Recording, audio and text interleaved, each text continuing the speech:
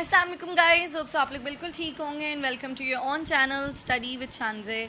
सो मैं आप लोगों को पता है कि हमने बायो का यूनिट नंबर 1 कर रहे थे क्लास 10th का, which is the gaseous exchange. और हम उसमें पीछे वाले सारे लेक्चर्स कर चुके हैं। गैशियस एक्सचेंज एंड मैन तक हम कर चुके हैं। अब हमने करना है आज mechanism of breathing. So mechanism breathing इस लेक्चर में करेंगे इंशाल्लाह। मैकेनिज़्म ऑफ ब्रीदिंग यहाँ तक ख़त्म हो रहा है, यहाँ तक ख़त्म हो रहा है, तो हम यहाँ तक करेंगे mechanism. Importance of breathing and pressure ये हम कल करेंगे, ये हम लोग आज करेंगे यहाँ तक, ठीक है। सो मैंने बता भी दिया लेक्चर कहाँ तक हम कंप्लीट करेंगे, ताकि आप लोगों को कोई कन्फ्यूजन ना रह जाए स्टार्टिंग में कि कहाँ तक करने वाले हैं, कहाँ तक नहीं हो, ये सब। सो मेंटली प्रिपेयर हो जाए आप लोग। सो मैकेनिज़्म ऑफ ब्रीदिंग। सो सबसे पहले हमारे पास ब्रीदिंग हम पीछे पढ़ चुके हैं कि भाई ब्रीद करना। हम कहते हैं ना कि ब्रीद करो, जब हम कोई बंदा रो तो हम कहते हैं ना ब्रीद करो, एंड देन आप अपनी, अगर कोई बंदा स्पीच दे रहा है तो वो इमोशनल हो जाता है, तो हम कहते हैं ब्रीद करो पहले, फिर आप अपनी स्पीच दो, क्योंकि फिर बोलने नहीं होता। So mechanism of breathing is mechanical process. Mechanical और फिज़िकल का एक ही टर्म मीन्स है। आप लोगों ने छोटी क्लासेस में भी पढ़ा होगा कि मतलब कि बिल्कुल एक ही मतलब है। फिज़िकल और मैकेनिकल एक ही है, लेकिन केमिकल इज़ डिफरेंट, कि केमिकली जो चेंज आए। ब्रीदिंग जो है वो एक मैकेनिकल या फिज़िकल भी लिख सकते हो प्रोसेस है। अब ब्रीदिंग है क्या? It is the movement of air. हमें पता है कि भाई into and out of the lungs, और लंग से बाहर भी आ रही है और इनटू। ये आपको बिल्कुल सही क्लियर होना चाहिए, बिकॉज ये ऊपर हम गैस एक्सचेंज एंड मैन में लंग्स वाला जो पार्ट 2 वाला लेक्चर है वो भी आप लोग कर चुके हैं अब तो। So the force that drives air into the lungs come from ordinary air pressure. कि देखो ये कैसी बात हुई कि कभी हमारे जब कोई बंदा सांस ले रहा होता है तो कौन सी ऐसी चीज़ है जो कि हवा को अंदर हमारे भेजती है और अंदर से बाहर निकालती है। तो वो कोई स्पेशल फोर्स नहीं है, वो वही हमारे पास एयर प्रेशर है, एटमॉस्फेरिक प्रेशर है, जो कि हमारी एयर में प्रेजेंट होता है, ठीक है। इस लाइन का ये मतलब है, मतलब बहुत इंपॉर्टेंट नहीं, बस वैसे ही थोड़ा सा बढ़ा चढ़ा कर ये बता रहे हैं, एग्जैजरेट करें। So the lungs themselves neither draw in air nor push it out. सो ये वही पिछली बात कर रहे हैं कि जो पीछे बोला कि भाई जो फोर्स जो कि ड्राइव करती है हमारे पास एयर को लंग्स में, वो ऑर्डिनरी एयर प्रेशर से आती है। एंड जो लंग्स है वो खुद ना ही अंदर ले सकता है हवा और ना ही बाहर निकाल सकता है कार्बन डाइऑक्साइड। मतलब अंदर ऑक्सीजन नहीं ले सकता और बाहर कार्बन डाइऑक्साइड, मतलब हवा नहीं कर सकता बेसिकली। अब जो the expansion and contraction of the lungs is accomplished by the diaphragm and by intercostal muscle. कि जो एक्सपैंड होता है हमारा लंग्स और जो कॉन्ट्रैक्ट होता है, वो अभी आप मैं नीचे बताऊंगी कि भाई क्या होता है, और फिज़िकली आप लोग करेंगे भी, मतलब खुद भी आप लोग उस चीज़ को एक्सपेरिमेंटल भी मैं आपको करवाती हूँ, ठीक है। So the expansion and contraction, expansion फूलना और कॉन्ट्रैक्ट होना बिल्कुल दबना जो है लंग्स के, वो एकम्प्लिश्ड होता है बाय डायाफ्राम की मदद से कर सकते हैं और इंटरकोस्टल मसल्स की मदद से। So the mechanism of breathing, ठीक है, ये मैं पता चल गया, वो मैं ये दोनों आपको नीचे क्लियर हो जाएंगे, इस लेक्चर में क्लियर हो जाएंगे दोनों। So the mechanism of breathing consist of 2 phases. एक तो होता है इंस्पिरेशन, जिसको हम इनहेलेशन भी कहते हैं, मतलब कि हवा को अंदर लेना, इनहेल करना, और एक्सपिरेशन और एक्सहेलेशन, मतलब कि बाहर निकालना, एक्सहेल करना, ठीक है। अब है इनहेलेशन और है एक्सहेलेशन। सबसे पहले इनहेलेशन में आप लोगों को फुल एक्सपेरिमेंटल भी कराऊंगी, क्योंकि मैं इतना दूर आप लोगों से बैठ के अब जो करा सकती हूँ मैं वही करा सकती हूँ, लेकिन चलें। इनहेलेशन ये हम बाद में पढ़ेंगे, ये भी बाद में पढ़ेंगे, पहले हम ये कर लेते हैं इनहेलेशन और फिर ये पढ़ेंगे। Inhalation, when we inhale or breathe in, air rushes into the lungs to equalize a reduction of air pressure in the thoracic cavity. It occurs in the following way. कि जब हम इनहेल करते हैं, हवा को अंदर खींचते हैं, हवा अंदर लेके जाते हैं, तो जब हम इनहेल या ब्रीद इन करते हैं तो हवा हमारे क्या जाती है, अंदर चली जाती है, इक्वल करने के लिए रिडक्शन, जो कमी हो गई है एयर प्रेशर में, जो हमारी थोरेसिक कैविटी है। थोरेसिक कैविटी जो हमारा डायाफ्राम के ज़रिए से जो ऊपर जो रीजन है ना, इससे थोरेसिक कैविटी, जिस तरह ये डायाफ्राम मैंने पिक्चर से बता दूँ, ये डायाफ्राम है, ये इनहेलेशन और एक्सहेलेशन में ये हो जाता है। सो ये डायाफ्राम के जो ऊपर जो कैविटी है, इसको हम कहते हैं भाई थोरेसिक कैविटी, इसको हम कह रहे हैं थोरेसिक कैविटी, जो कि नीचे स्टमक और उन सब से ना इसको अलहदा कर रहा है, लिवर और सब के ऊपर वाला, मतलब 2 पार्ट्स में इसको डिवाइड कर रहा है। तो ये वाली जो कैविटी है वो थोरेसिक कैविटी है। फिर नीचे एब्डोमिनल कैविटी भी आती है, वो भी आप लोगों को इंशाल्लाह आगे पता चलेगा। सो जब हम इनहेल करते हैं या ब्रीद इन करते हैं तो हमारी हवा जो है हमारे अंदर चली जाती है गुर्दों में, ताकि वो क्या तो हमारे हवा जो है वो अंदर चली जाती है ताकि वो इक्वलाइज कर सके इक्वलाइज कर सके जो प्रेशर है हमारी थोरैसिक कैविटी में। अब ये चीज़ आप लोग कभी नोटिस ना करें, जब मैं पीछे नीचे आपको बताऊंगा ना कि किस तरीके से होता है तब आपको पता चल जाएगा। सो it occurs in the following वे, किस तरीके से वो होता है वो आप बताएंगे। सबसे पहले external intercostal muscles contract and elevate the ribs. हमें पता है कि भाई लंग्स के बिल्कुल आगे जो है वो रिब्स है, ये आपने तो पढ़ा होगा 9th में आप लोगों ने, बिकॉज डाइजेस्टिव सिस्टम एंड ये सब आपने पढ़ा है, सर्कुलेटरी सिस्टम ऑल्सो, तो वो सब आप पढ़ चुके हैं। उसमें आप लोगों ने मैन बनाना भी सीखा है और ये सारी चीज़ें। सो एक्सटर्नल इंटरकोस्टल मसल्स जो हैं, मतलब कि जो हमारी रिब्स हैं, रिब्स की जो 12 पेयर ऑफ रिब्स हैं या 24 जो रिब्स हैं, सो बेसिकली उनके इधर साइड पे मसल्स होती हैं, उनके जो दरमियान में ढांचे के दरमियान में क्योंकि गैप होते हैं, उधर हमारे पास मसल्स होती है जिनको हम इंटरकोस्टल मसल कहते हैं। इंटरनल इंटरकोस्टल मसल जो कि रिब की जो हड्डी एक्सटर्नम वाली है ना उसके बिल्कुल साथ होती हैं, और एक्सटर्नल जो कि बिल्कुल स्पेस के बिल्कुल यहाँ पे होती है। मतलब आपको पता है ना कि भाई ये स्टर्नम है हमारी, या जो हमारी गली से जा रही होती है लाइक ट्रकिया से, तो ये हमारे पास अगर रिब्स की पसली है, रिब्स की पसलियों में ये गैप होते हैं ना, अक्सर आप लोगों ने देखा होगा ये गैप होते हैं। तो इन गैप के अंदर जो मसल्स होती हैं, इधर वाली मसल को इनको पूरे को इंटरकोस्टल मसल्स कहते हैं। अब यहाँ पे जो पास हैं स्टर्नम के उनको हम कहेंगे इंटरनल इंटरकोस्टल मसल, और जो दूर हैं उसको हम कहेंगे एक्सटर्नल इंटरकोस्टल मसल। तो ये बोल रहे हैं। So external intercostal muscles contract elevate the ribs. आप कहेंगे आप तो कह रहे थे एक्सपेरिमेंटल कराएंगे, तो रट्टाबाजी की नहीं, रट्टाबाजी बिल्कुल भी नहीं है। अब मैं आपको बताती हूँ कि भाई एक्सटर्नल इंटरकोस्टल मसल्स बोल रहे हैं कि भाई कॉन्ट्रैक्ट करेंगी और एलिवेट करेगा रिब्स को। तो हम ज़रा इनहेल करके देखते हैं। आप लोग क्या करें, सांस अंदर लेके जाएं और फिर उसे फील करें कि भाई क्या रिब्स, क्योंकि रिब्स की पसलियाँ अगर ऊपर जा रही हैं, बाहर निकल रही हैं, तो वो हमें फीलिंग आएगी ना, क्योंकि हम अगर उसको फील करें, अगर आप मतलब इंटेंशनली अगर आप सांस लें, तो अगर हम ले रहे हैं, मैं जब अंदर कर रही हूँ सांस लेके जा रही हूँ, तो मुझे एक प्रेशर सा भी हल्का हल्का फील हो रहा है, बोलने में भी अंदर लेके जा रही हूँ और मुझे पता चल रहा है कोई ऊपर भारीपन आ रहा है, मतलब कि जो रिब्स की पसलियाँ हैं वो एलिवेट कर रही हैं और रिब्स बाहर की तरफ निकल रहे हैं। इसी वजह से हमारे तो पेट में भी दबाव पड़ता है जब हम अगर इंटेंशनली अगर हम देख के सांस ले रहे हैं, वरना तो हम इस तरह लेते रहते हैं नॉर्मली। इस तरह करें और आपकी रिब्स की पसलियाँ आपको पता चलेगा कि भाई एलिवेट कर रही हैं, ऊपर जा रही हैं और बाहर की तरफ निकल रही हैं। सो बोल रहे हैं कि एक्सटर्नल इंटरकोस्टल मसल जो हैं, जो कि इनके अंदर इंटरकोस्टल मसल है एक्सटर्नल, वो क्या करेंगी, कॉन्ट्रैक्ट करेंगी, सुकड़ रही हैं, जिसकी वजह से आपको उनकी फीलिंग आ रही है और वो एलिवेट कर रही है रिब्स को, मतलब कि ऊपर की तरफ लेके जा रही है, बाहर निकाल रही है। अब the muscle of the diaphragm contract का मतलब सुकड़ जाना। तो जो मसल है डायफ्राम की वो कॉन्ट्रैक्ट हो रही है, लोअरिंग द डायफ्राम, नीचे जा रही है और इंक्रीज कर रही है वॉल्यूम थोरैसिक कैविटी का।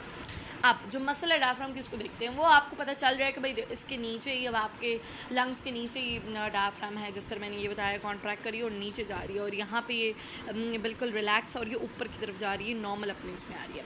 सो अगर हम इसको फील करें, अंदर लेके गए और नीचे जो कोई आपको पहले लगेगा कि ये ऊपर आ रही है, ऊपर नहीं आ रही है बेसिकली। अगर आप गौर से अगर इस चीज़ को देखो, स्टार्टिंग में मुझे भी यही लगता था, मैं कहती ये तो गलत लिखा है, लेकिन नहीं, ये बिल्कुल लोअर जा रही है। अगर आप थोड़ा नोटिस करें, इस तरह करें, तो आपको फील होगी कि भाई कोई चीज़ नीचे गई है अब और वो फ्लैट हो गई है। लेकिन जब आप इस तरह सांस को छोड़ रहे हैं तो आप बिल्कुल सही नॉर्मल आ रहे हैं, मतलब वो जो डायफ्राम जो नीचे चला गया था ना वो ऊपर आ गया, जिसकी वजह से नॉर्मल अपने प्रेशर पे आ गया। तो एक्सटर्नल इंटरकोस्टल मसल जो है वो क्या करेंगी भाई, कॉन्ट्रैक्ट होंगी और एलिवेट करेंगी, ऊपर करेंगी रिब्स को। और जो मसल ऑफ डायफ्राम जो है, डायफ्राम बेसिकली वो क्या करेगा, कॉन्ट्रैक्ट करेगा और लोअरिंग डाउन और लोअर कर देगा डायफ्राम को। ठीक है, तो अगर हम देखें क्या, अब इन चारों चीज़ों को एक साथ देखते हैं। ऊपर लेके जा रहे हैं, रिब्स ऊपर आ रही हैं हमारी, और एक्सटर्नल इंटरकोस्टल मसल बाहर की तरफ निकल रही हैं और कॉन्ट्रैक्ट में सुकड़ रही हैं इस तरह। और हमारे हमें लग रहा है कि रिब्स नीचे जा रहे हैं, रिब्स नहीं, वो डायफ्राम जो है उसकी मसल नीचे जा रही है, कॉन्ट्रैक्ट हो रही है, lowering the diaphragm, and then हम रिलीज़ कर रहे हैं, जब एक्सेल कर रहे हैं तो तब हमें लग रहा है कि बिल्कुल नॉर्मल कोई चीज़ आ रही है, फिर हमें सुकून मिल रहा है जब वो ऊपर आ रही है डायफ्राम। ठीक है, जब वॉल्यूम जो है वो इक्वल हो गया जिस तरह नॉर्मल होता है थोरैसिक कैविटी का, क्योंकि मैंने बताया ये थोरैसिक कैविटी होती है। तो अब हमें बोल रहे हैं कि भाई जो ठीक है, contract lowering the diaphragm and increasing the volume of thoracic chest cavity. Thoracic cavity को हम चेस्ट कैविटी भी कहते हैं, नीचे वाली को हम एब्डोमिनल कैविटी कहेंगे। डायफ्राम के नीचे intestine and then stomach, liver and then everything, जो कि यहाँ पे पैंक्रियास और ये सब वो नीचे। थोरैसिक कैविटी को चेस्ट कैविटी भी कहते हैं, बिकॉज ये हमारा चेस्ट है ना, हम कहते हैं ना कि चेस्ट में ठंड लग गई है, और ये चेस्ट में बच्चे को ठंड ना लग जाए, छोटे बच्चों को हम अक्सर कहते हैं कि ठंड हो गई तो मोटे कपड़े पहनाएं।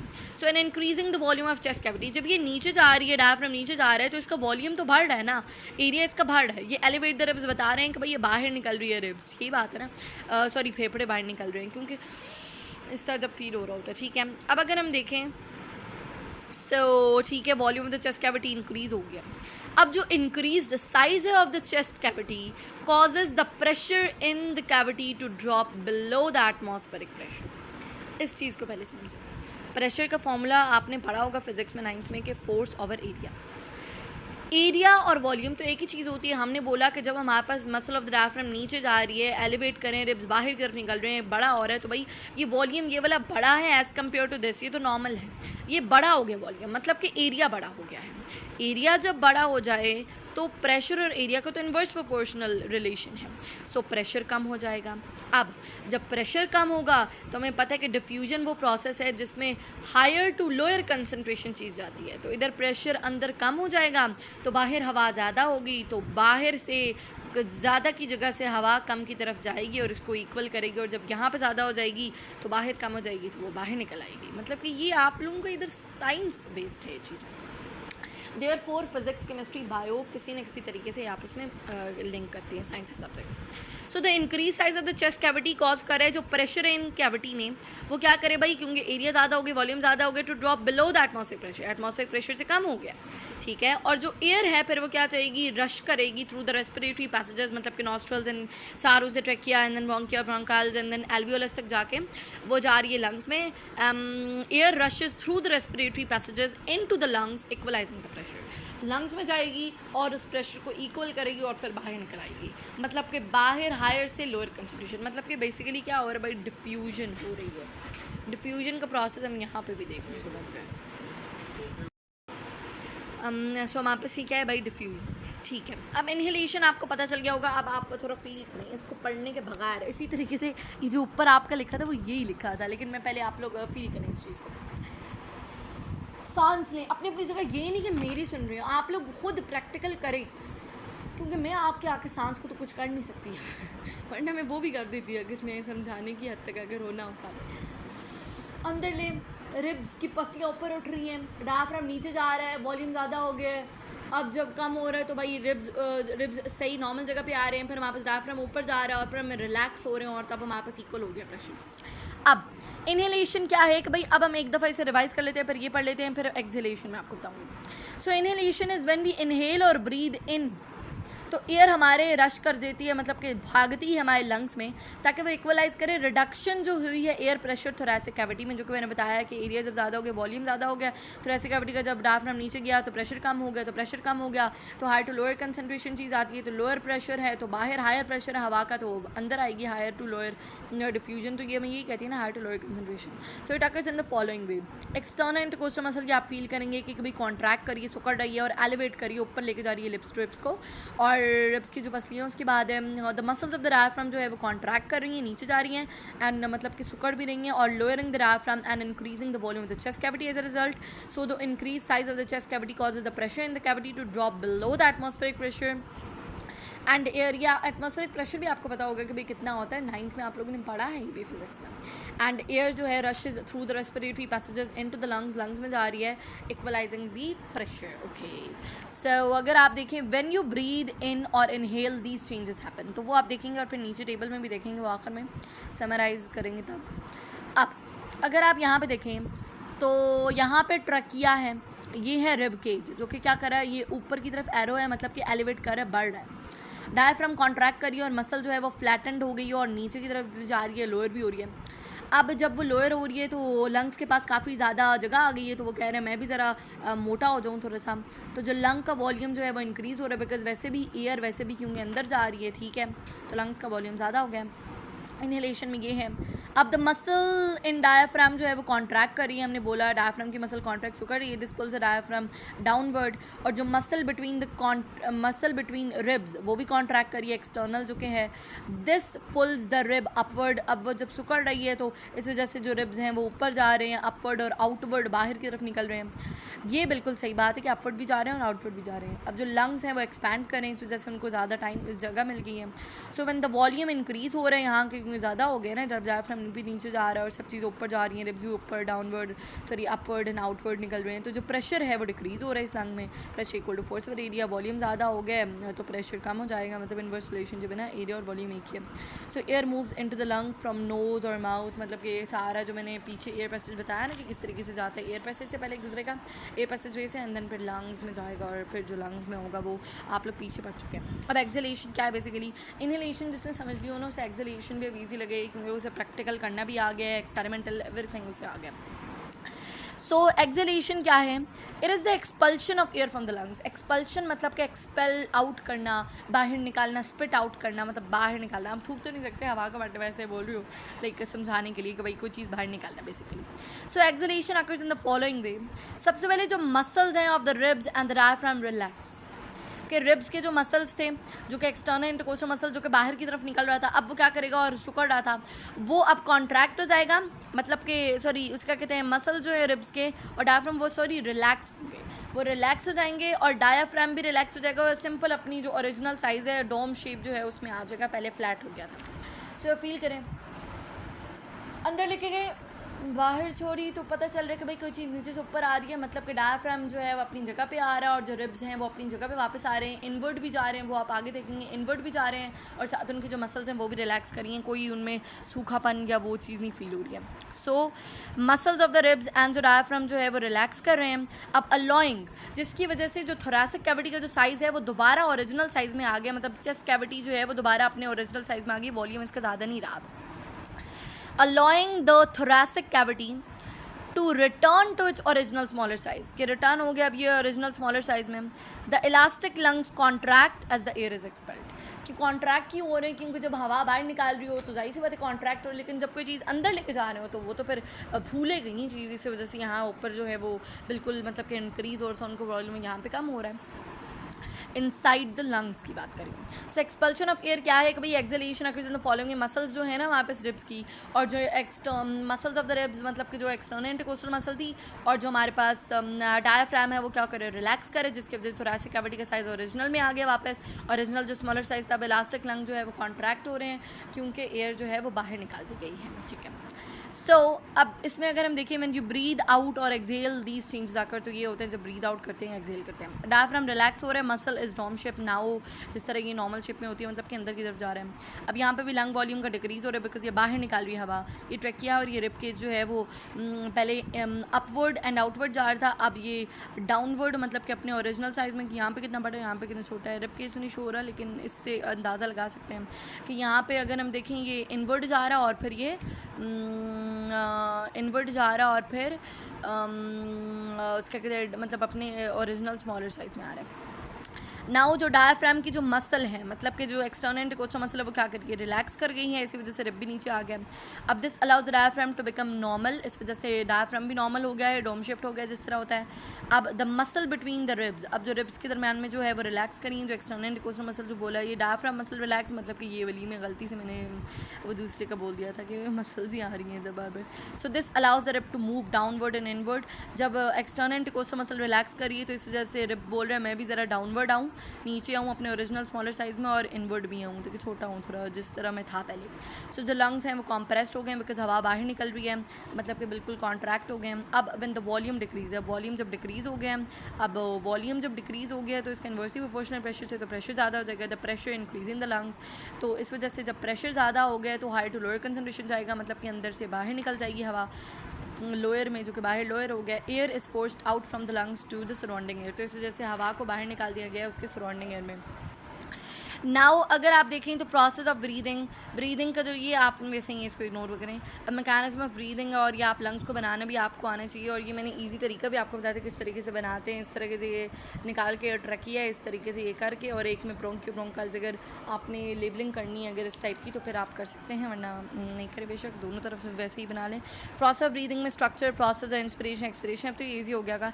डायाफ्राम की अगर हम बात करें तो डायाफ्राम, मुझे बताओ इनहेल जब हम करें तो डायाफ्राम क्या होता है, आप फील करके बताओ। कॉन्ट्रैक्ट हो रहा था, मूव कर रहा था डाउन, और यहाँ पे वो रिलैक्स हो रहा है। एक्सटर्नल इंटरकोस्टल मसल्स की बात करें वो कॉन्ट्रैक्ट होती है, यहाँ पे रिलैक्स हो रही हैं। अब रिब केज जो है वो हमारे पास मूव्स अप एंड आउट कर रहा था, लेकिन यहाँ पे मूव्स डाउन एंड इन कर रहा है। वॉल्यूम जो है तो थोरेसिक कैविटी का, चेस्ट कैविटी का वो ज़्यादा हो गया था, इंक्रीज हो गया था वॉल्यूम, तो प्रेशर जो है थोरेसिक कैविटी का वो कम हो गया, डिक्रीज हो गया। सो जो वॉल्यूम था हमारे पास थोरेसिक कैविटी का एक्सपिरेशन में वो क्या हो गया था, अपने ओरिजिनल साइज में आ गया था और डिक्रीज हो गया था। अब जो प्रेशर है थोरेसिक कैविटी का वो बिल्कुल ऑपोजिट होगा, इंक्रीज हो गया। अब एयर मूव कर रही है, जाहिर सी बात है इंस्पिरेशन में इनहेल कर रहा है तो into the lungs and air moves out of the lungs. So ये आपको पता चल गया। अब आप लोगों का last but not the least one is this, which is, मैं आप लोगों को ज़रा बताती हूँ इसे सीख करके, बिकॉज एक हाथ से मुझे मोबाइल होल्ड करना होता है और एक हाथ से मुझे आपको बताना होता है कि क्या मैं बताना चाह रही हूँ, और what ever I am like आपको जो स्टडी करा रही हूँ। अब अगर हम देखें तो comparison of inspired and expired air.